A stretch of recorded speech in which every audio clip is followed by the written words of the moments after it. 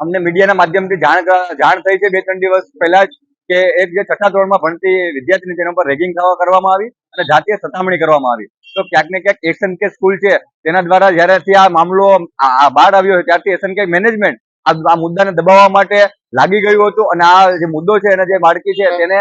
તેને ન્યાય ન મળે અને તે વિદ્યાર્થીની નો જે કોઈ પણ પ્રશ્ન છે આઈને દબાઈ જાય તેવો પ્રયત્ન કરવામાં આવતું હતું. અને આ SNK સ્કૂલ વારંવાર વિવાદમાં આવતી હોય છે. વારંવાર આપણે સૌએ જોયું છે કે વારંવાર SNK સ્કૂલ વિવાદમાં આવતી હોય છે અને ઘણા એવા મુદ્દાઓ હોય છે કે જ્યારે તે SNK સ્કૂલ પાસે જાય છે ત્યારે સ્કૂલ મેનેજમેન્ટ દ્વારા વિદ્યાર્થીઓને પહેલા વિદ્યાર્થી આગેવાનો કે વિદ્યાર્થી લીડર્સો જ્યારે જાય તેમની પહેલા જ એમને અટકાવી દેવામાં આવતા હોય છે અને તેને યોગ્ય રજૂઆત કરવા દેવામાં નથી આવતી. ત્યારે બીજો મુદ્દો છે કે SNK સ્કૂલ છે તે ક્યાંક ને ક્યાંક જે RTI ના જે વિદ્યાર્થી હોય છે તે વિદ્યાર્થીઓને ન્યાય ન મળે, તે વિદ્યાર્થીઓને અલગ ક્લાસરૂમમાં બેહાડવામાં આવે અને એ લોકોને એવું ભરી દેવામાં આવે કે તમે લોકો RTI ના વિદ્યાર્થી છો, તમે લોકો ગરીબ છો, તમે